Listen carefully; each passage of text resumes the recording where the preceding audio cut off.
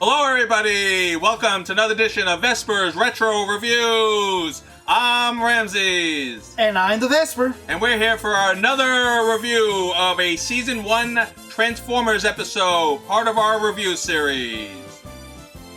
And today's episode is called Attack of the Clones. But Vesper, it's not called Attack the Clones. What are you talking about? Well, just wait and see, folks.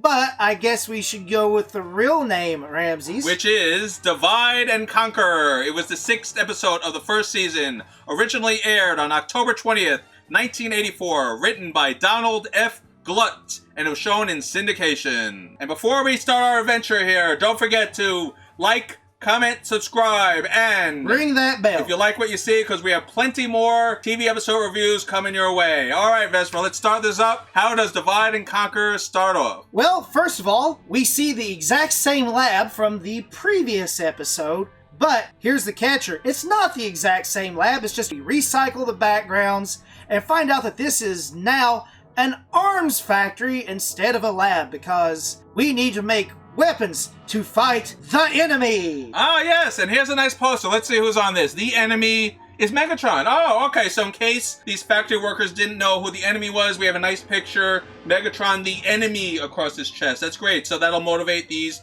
weapon factory assemblymen to keep working harder, because that's who we're trying to stop. Is that what the point of this is? Oh, absolutely, because as you've seen in every single episode before this, the humans fight tooth and nail with the Decepticons to stop them. Yeah, right. No, wait, Tyler, you never see that happen. Now, if that wasn't enough, we're going to bring back a favorite character. Well, that's a matter of opinion from the last episode. Yep, here he is again. Chip Chase, our wheelchair friend, the computer genius, who can do anything you ask him to do, and he's inspecting the weapons factory. That's right, because in the 80s, if you were in a wheelchair and wore glasses, you were a super genius on the level of Stephen Hawking. You have to, again, suspend belief. It's a Transformers episode. We will. They're asking Chip Chase if he can help improve the efficiency of the weapons they're creating. I don't get the whole how this is going to work. After all, he was involved with antimatter. Making guns and researching antimatter are two entirely different fields, folks. I don't get it, but yeah, he's like, oh, sure. And you're going to see this a lot. Chip Chase is just going to plop his hands on a panel over and over, and we're supposed to believe he's doing anything with the unmarked squares that he keeps pushing and all well, these. Ramses, you better believe it, because look at those computers light up like the sun. Yeah, this is like Simon. Simon is the challenge you've been waiting for, because it takes coordination of hand and mind just to play the game.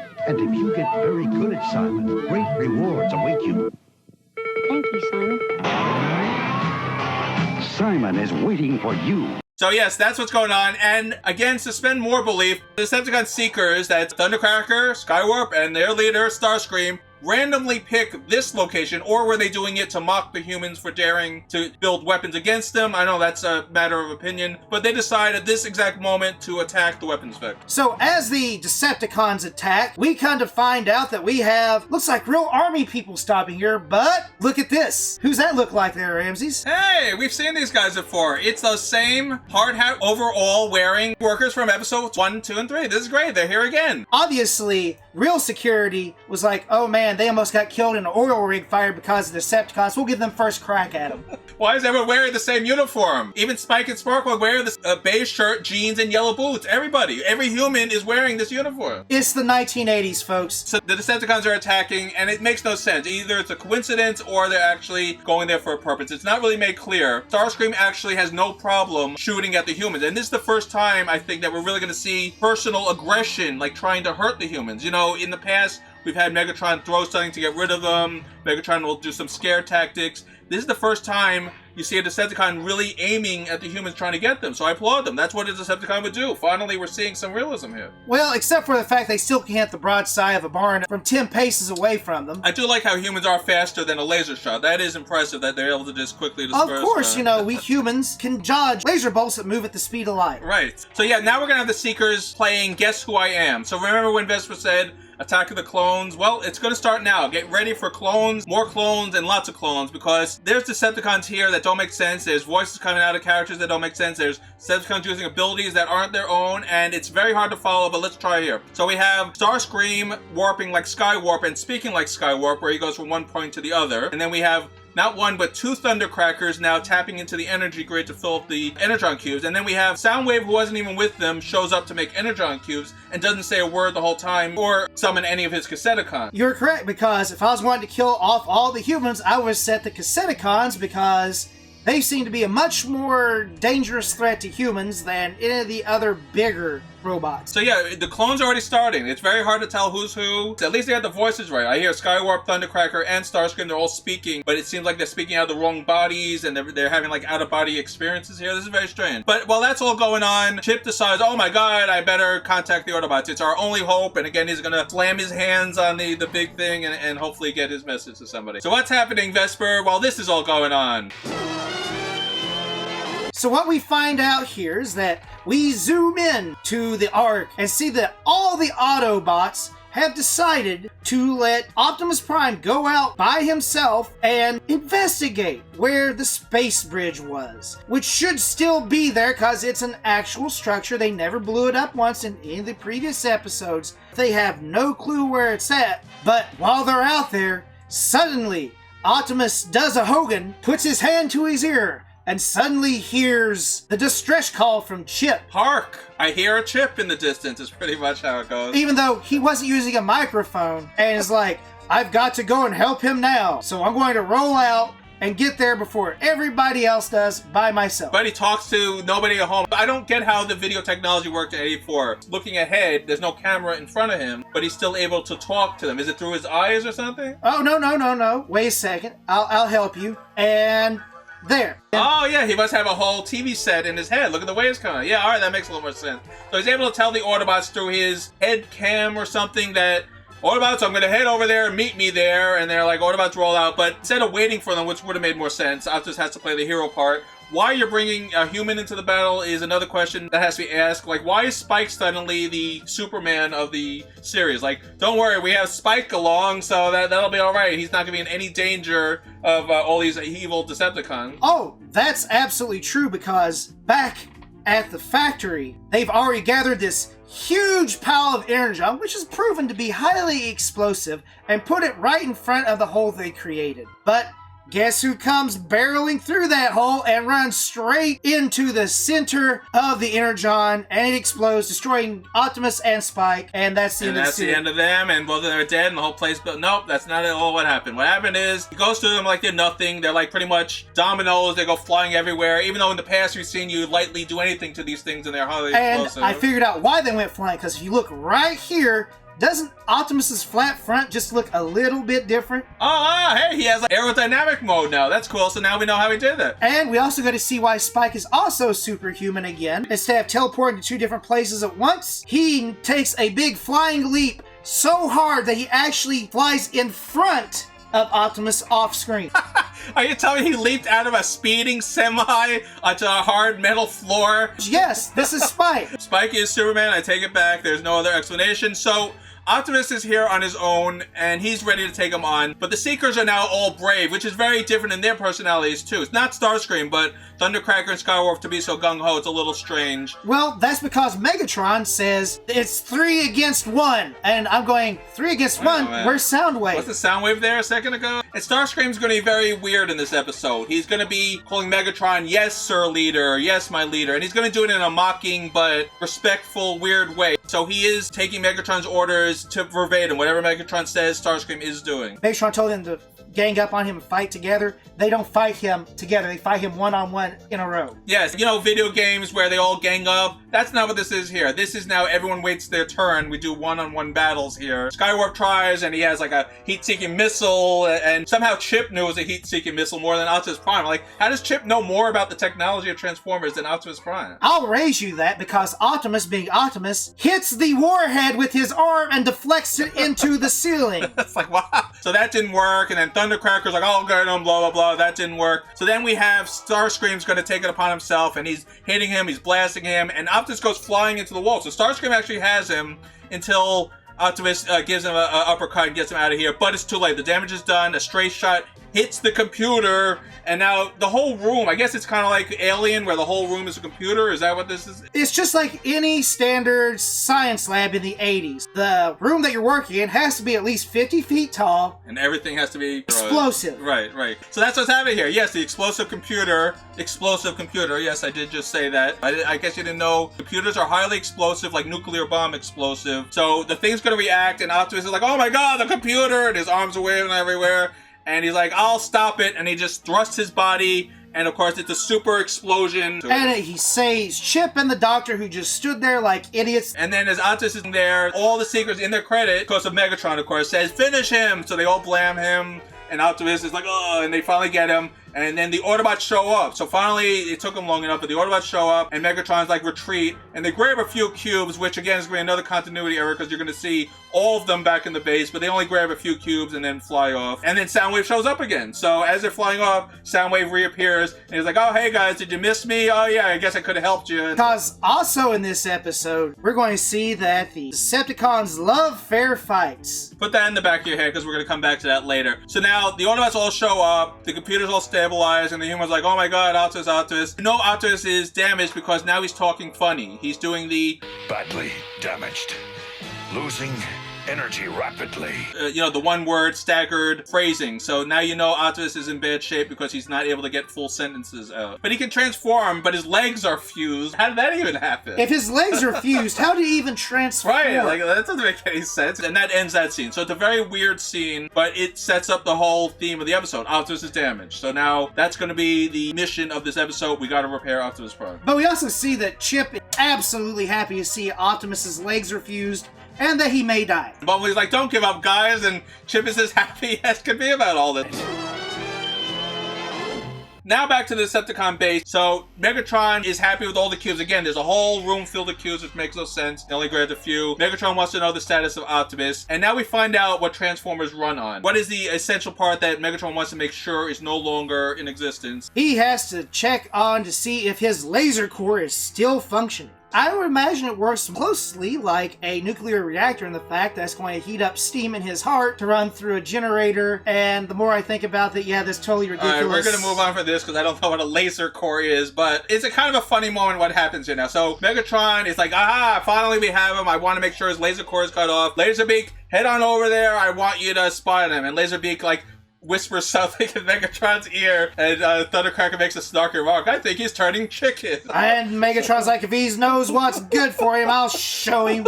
It's very silly, because you never see Laserbeak actually afraid. It's a spy. I mean, that's what he does. I mean, how could he be afraid of this? It's very silly, but it's funny. I like when the Decepticons show some personality. Like, oh, how's Laserbeak going to do this? He was afraid, but maybe he'll have some cunning idea, like he'll sneak through the rafters, he'll, like, fly in when they're all gone. How does Laserbeak get into the base this time? Why, he flies in right through the giant hole in their base, giant hole there, and then turns into a cassette and lands on Brawn's shoulder. Yeah, and he doesn't turn into a small cassette. Look how big that cassette is right there.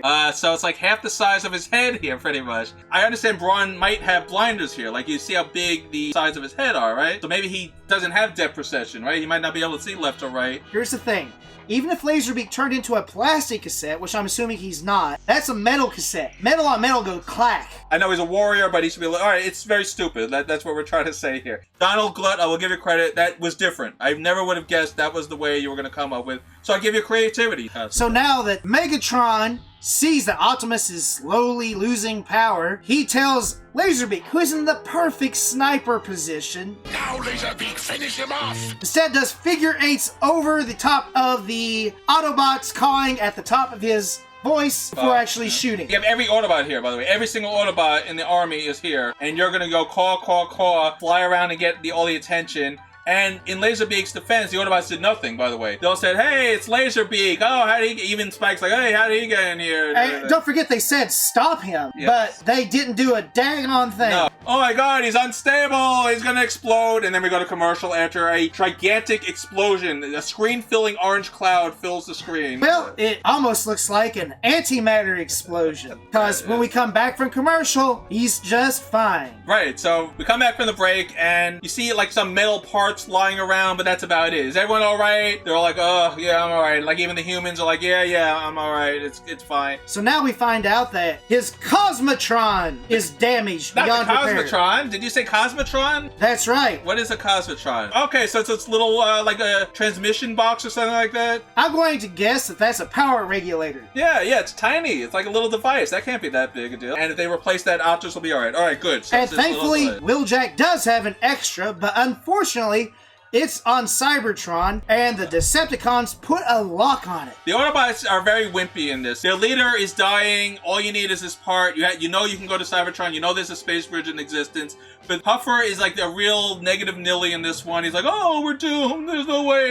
And then Chip's the one that motivates all of them. So the Autobots are all gloom and doom. And Chip's like, hey, wait a minute, guys. This is ridiculous. We don't give up. If we're going to go there, we're going to get it. And Bumblebee's like, yeah, you're right. I'm going to go there right now. So they want Chip along because, get this, only Chip, a human on Earth that they just met, will be able to break this computer lock that they have on Wheeljack's lab door. Now, the real problem is, again, they've conveniently forgotten where the space bridge that they know very well is. So what's Chip going to do to help them with that? Because that's the problem. They don't know how to get to Cybertron. We don't know where the space bridge is. So, Chip does what no other Autobot or Optimus Prime would have ever thought to do. Let's take the data we know and plug it into a computer so it can give us a very logical answer. Oh, well, that seems like a good idea. Why didn't any of them do it? Well, again, Chip's a genius. We'll leave it to Chip. After Chip pounds his hands on the squares again, Teletran 1 is showing the same button somehow with the exact coordinates. And like, aha, we did it. Thanks, Chip. What would we have done without you? So now, let's get to the next scene. Now that we know the space bridge is, we got to get back to the Decepticons.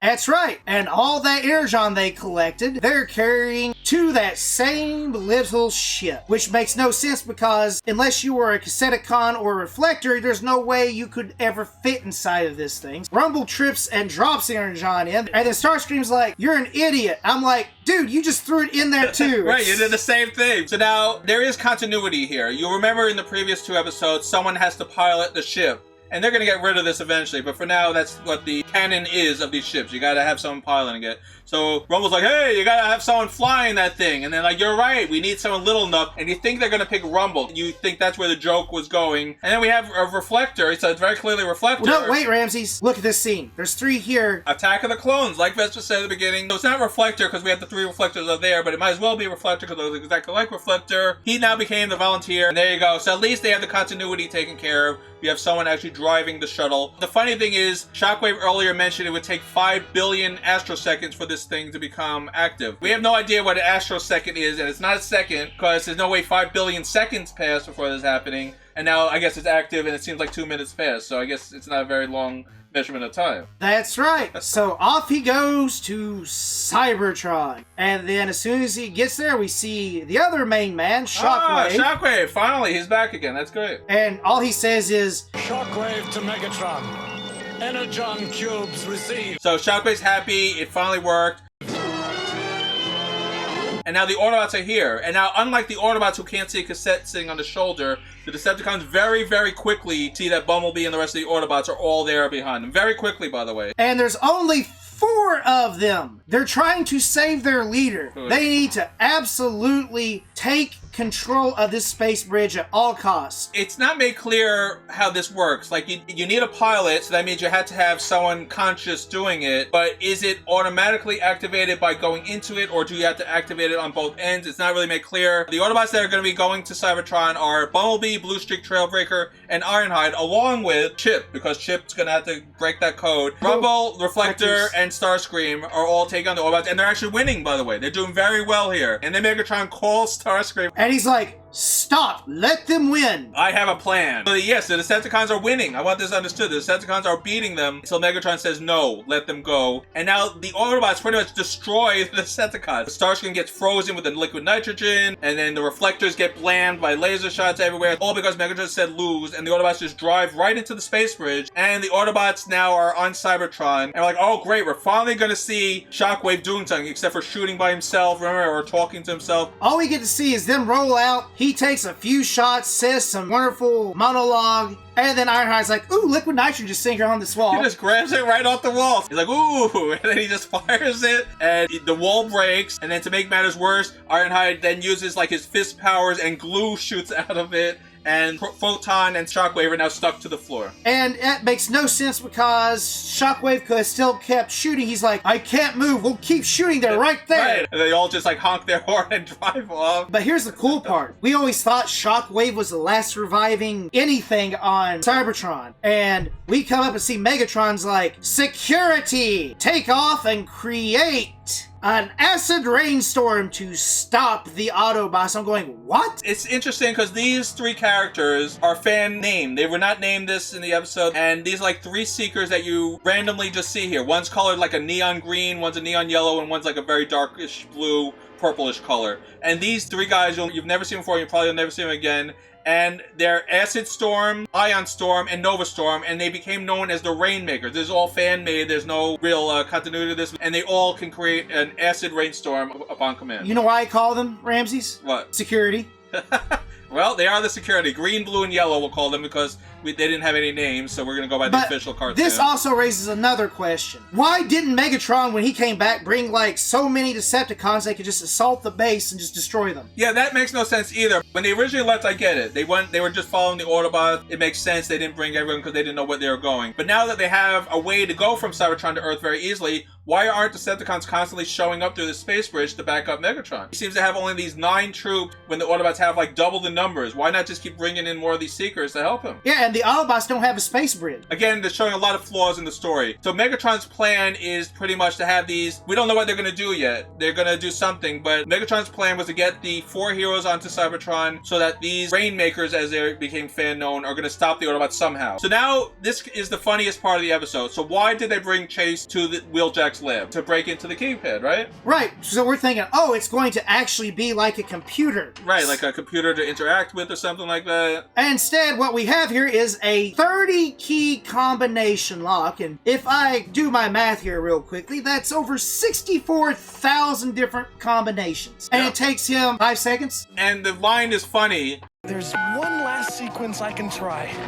And I'm thinking to myself, wow. Which means that he went through 63,999 combinations.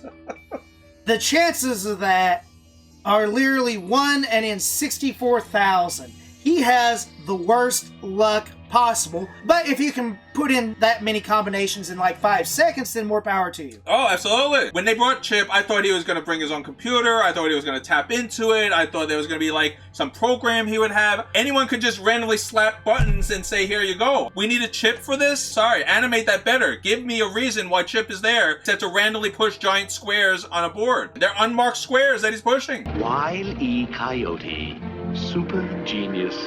I like the way that rolls out. Wile E. Coyote, super genius.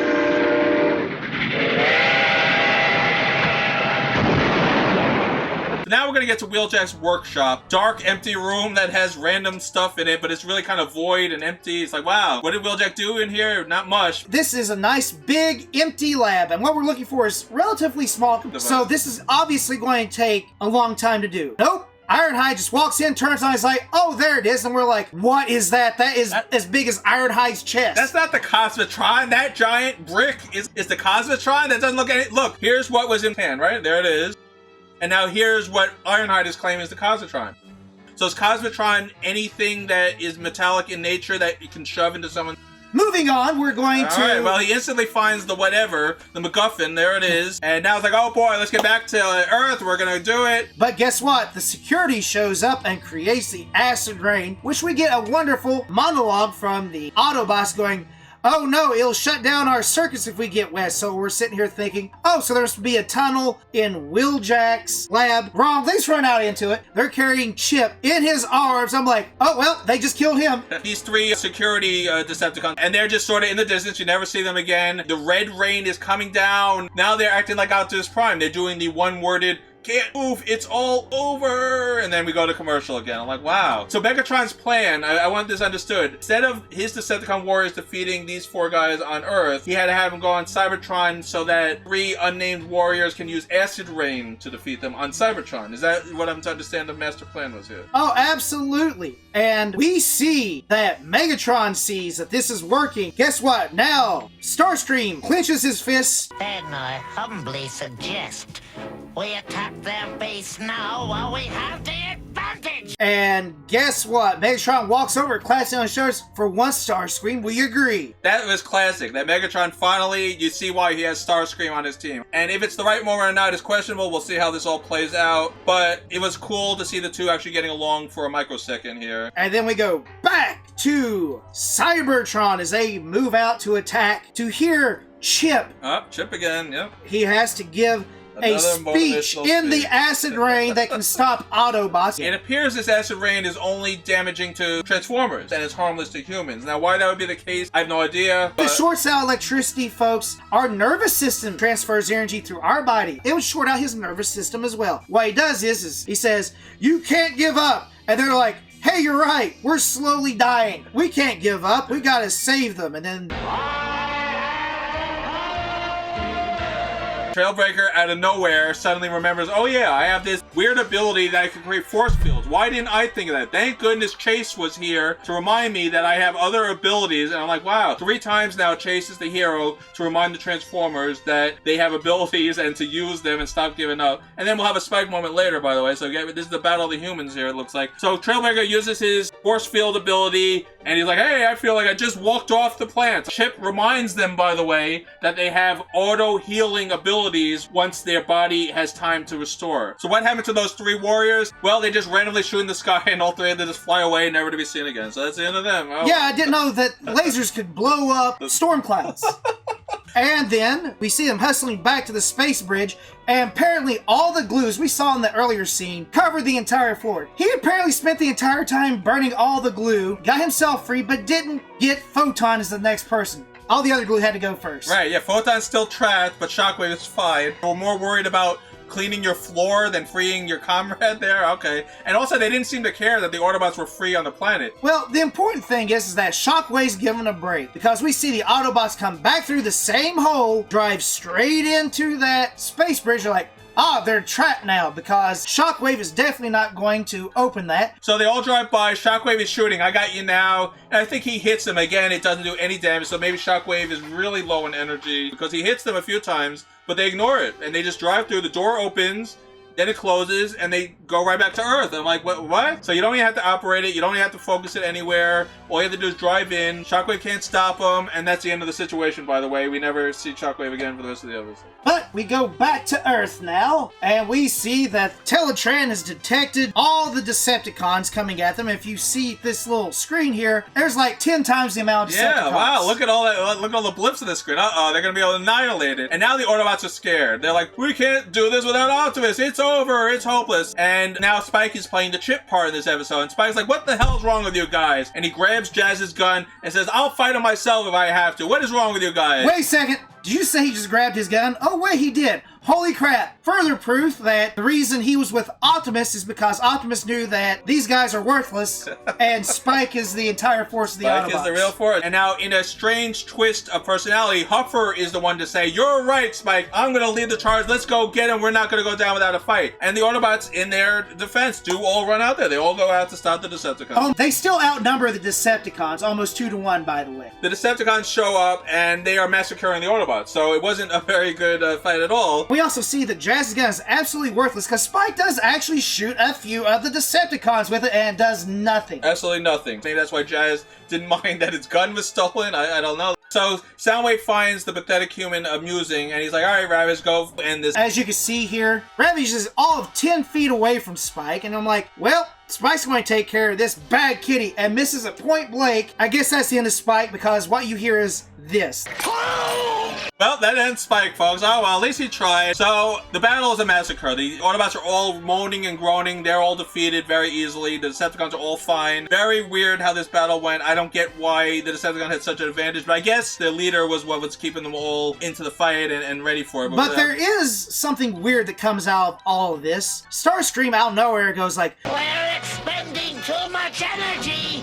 We must conserve. what? Man, energy. Didn't they steal like a whole factory's worth of energy earlier in the episode? Yeah, they literally fired like 4 times. I'm not joking. And that was it.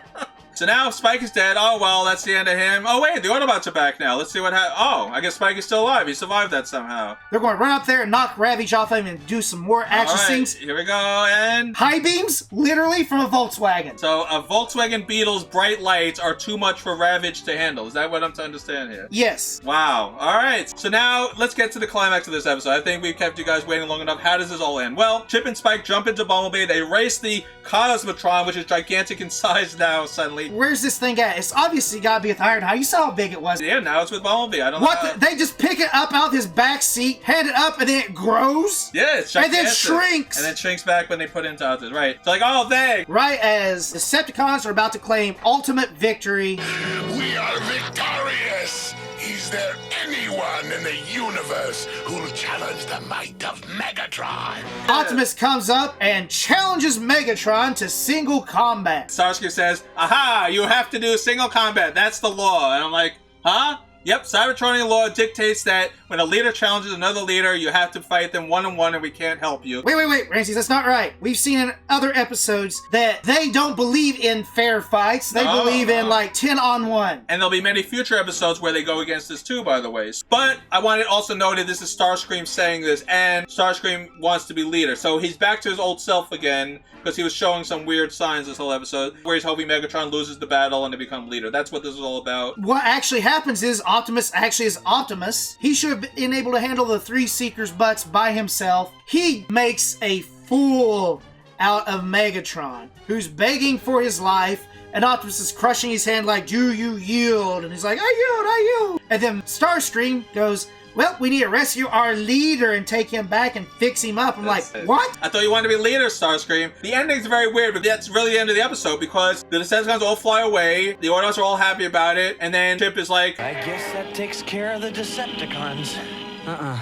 They'll be back. I just know it. That's really how the episode ends, with the murky dum-dum-dum music playing as they zoom off, and that's the end of the episode. Once again, Starscream and Megatron both managed to clutch defeat out of the jaws of victory. But Vespor, with that all said, it is time for the best part of our episode, where we give our final thoughts and reviews. So Vespor, what did you think of Divide and Conquer, the 6th episode of Season 1? I think that this is a little bit all over the place in continuity. Sometimes Starscream's a badass, other times he's a wimp, sometimes Megatron's an expert, implying then it's just like, let them go to Cybertron. It's like, why not destroy them now? It's all over the place with what characters can and can't do, and to me that's a much worse sin than being a little bit erratic because you're trying to tell the story. I like continuity. I want to see the characters be capable of the same things they always have instead of dumbing down people like Braun. He didn't notice a freaking cassette land on his shoulder. That being said, they had some good ideas for this episode. I did enjoy what they tried to do, and they were also constrained by it being 20 minutes long. But to me, this is a silly episode, and I give it a 2.5 star range just because the characters are literally all over the place. Optimus loses to 3 Seekers and then just beats the crap out of Megatron in 2 seconds. Let's also not forget about the cloning, extra characters galore. 2.5 stars. Final answer. I thought this was an interesting episode, but you gotta be a fan of the human characters. So it's really about Chase and Spike in this episode, and they're building up on what they did with Chase last episode. So we know Chase is a computer genius, he loves Transformers, he can do anything, even though he's in a wheelchair. He's your typical 80s super genius trapped in a wheelchair, and they really exploit this character in the first 2 seasons of Transformers. Now, Chip is really the glue that holds this whole episode together, because he's the one that solves the problems, he's the one that goes to Cybertron, he's the one that motivates them, he's the one that figures everything out, he's the one. I'm not gonna say I love the human characters, but I don't hate them. They are not annoying characters. We'll meet other more annoying human characters as the show goes on. Chip, Sparkplug, and Spike, you can do a lot worse than them. They're fine. But I don't like how they're superhuman all the time. It's very over-the-top ridiculous. You have to really extend belief so much when you're watching Chip. And Spike has superhuman strength. He's able to leap out of Optimus, and when Optimus is driving 50 miles an hour. He's able to carry Jazz's gun. He's able to push Ravage off. Explosions are happening and they're all fine. So it's all about the humans. Now, the episode itself is a little strange, because I'm not going to repeat what Vespor said, because he said pretty much all the points. I will state that the Optimus exploding aspect, that was really cornball stuff. Oh my god, Optimus is going nuclear, the whole thing explodes, and then he's fine again, except he needs the random Tron or Cosmotron, whatever they call this stupid thing. And it's a floating device. It's small, it's big, it's rectangular, it's this, it's... But I like that we went to Cybertron. That was cool. We finally get to see Shockwave, and he does nothing. He's just as useless as you would think he was going to be. And then you have really weird battles. Like, you have cloning going on all over the place. You have Decepticons are able to easily win, but Megatron calls it off, which was very strange. Like, yes, you can defeat them. No, I have a better idea, and the better idea sucked. I mean, let's be honest, it was a stupid idea. Optimus is fixed by the miracle cure, and he's able to whip Megatron into nothingness with such ease. It was all over the place. It was very weird, but it's fun. It's what you want to see in Transformers. I think I agree with Vespor. I think it's a 2.5. It's fun for what it does right, but it's silly for what it does wrong, and that puts it right in that middle part where you'll enjoy some aspects of it if you're a Transformers fan, but you're going to find a lot of it very lame, stupid, enjoyable, middle-of-the-road episode, and I think that's where we'll leave Divide and Conquer. That's where it belongs.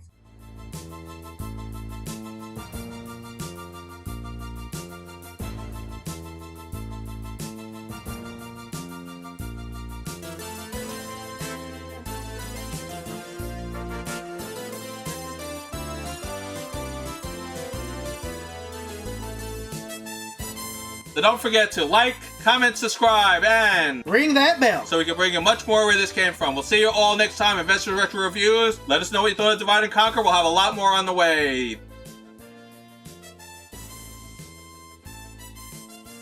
And we'll leave you with these fine words. No one's ever really disabled as long as he has courage.